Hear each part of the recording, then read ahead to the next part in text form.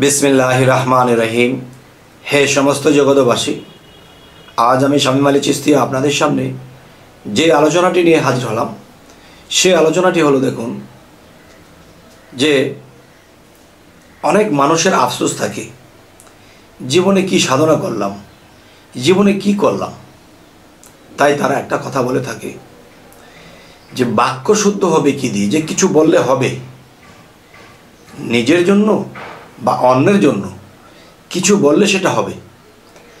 তাহলে এই সাধনাটি কি সাধনা এবং এই সাধনাটি কিভাবে করতে হয় আমি আপনাদেরকে দু একটা পন্থা দেখাবো।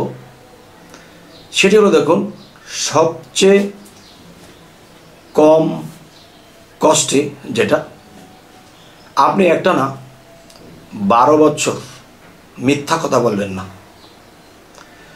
এই মুখে যা বলবেন তা লেগে যাবে, ফলে যাবে, হয়ে যাবে।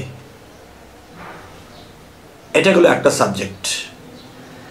আরেকটা সাবজেক্ট হলো যে মুখে কিছু বলে দিলে হয়ে যাবে, তখন সেই ব্যক্তিরা যদি সাধন ভজন এবং গুরু ভক্তির দ্বারা, গুরু প্রেম ভক্তির দ্বারা যদি কোনো ভক্ত এমনভাবে আছে যে গুরুর চরণের দিকে তাকিয়ে থাকে, উপর দিকে তাকাবে ওরকম শক্তি তার হয় না। এত ভক্তি, এত প্রেম।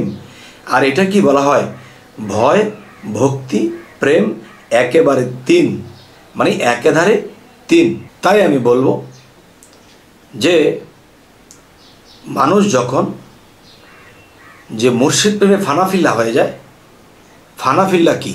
ফানাফি আল্লাহ, ফানাফি আল্লাহ মানে একটা মানুষ যখন মুর্শিদ রূপে ফানাফি আল্লাহ হয়ে যায়, তখন যে আল্লাহ যে আছে তিনি মুর্শিদ রূপে সেই ভক্তের মধ্যে বিলীন হয়ে যায়। ফানাফিল্লা হইলে তখন তার মধ্যে মুর্শিদ এসে যায়, তখন ওই মুখে যদি কাউকে কিছু বলে তা হয়ে যায়। তাহলে আজকের যে কথাটি, যে মানুষ বহু সাধনা করে মুর্শিদ না ধরে যদি সাধনা করে, তাহলে তাদের বাক্য ফলবে, এরকমই ফলবে যে ঝড়ে বগ মরেছে, ফকিরের কেরামতি বেড়েছে, এরকম হবে। কোনো দিন 10টা বলেছি, একটা লেগে গেছে না, এটা নয়।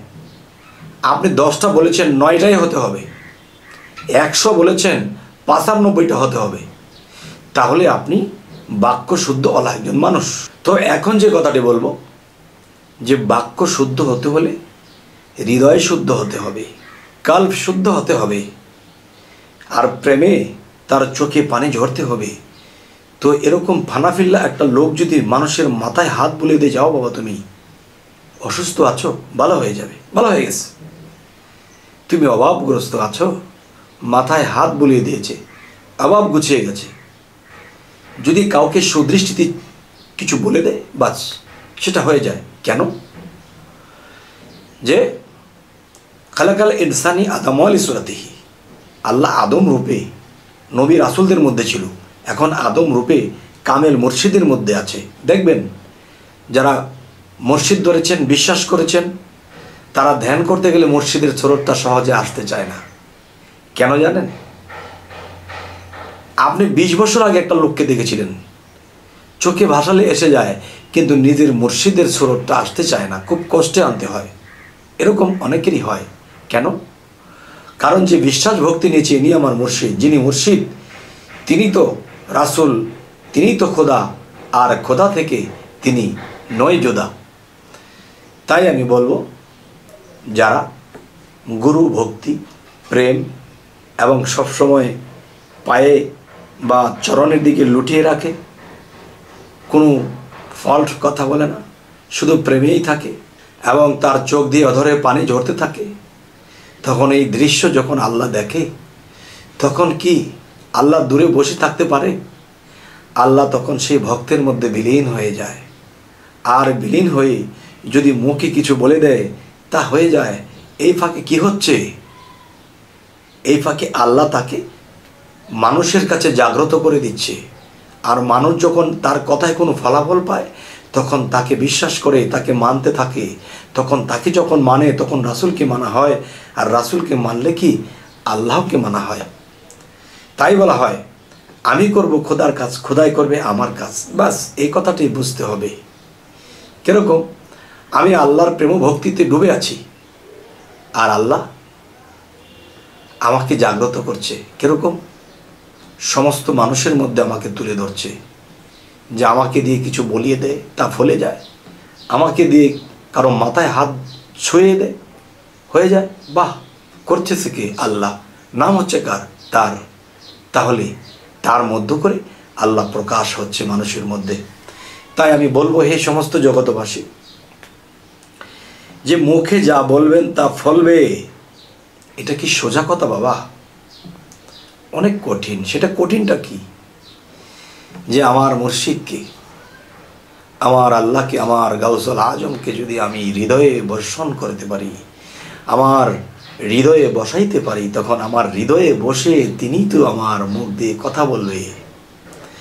তাই বলবো, হে সমস্ত জগতবাসী, কেউ যদি চান যে না, আল্লাহর কাছে আমি কিছুই চাবো না, বাক্য সত্যি হবে তাও চাবো না, দুনিয়ার সম্পদ তাও চাবো না, জান্নাত তাও চাবো না, আমাকে তুমি আরো বড় করে দাও তাও চাবো না, কি চাবো?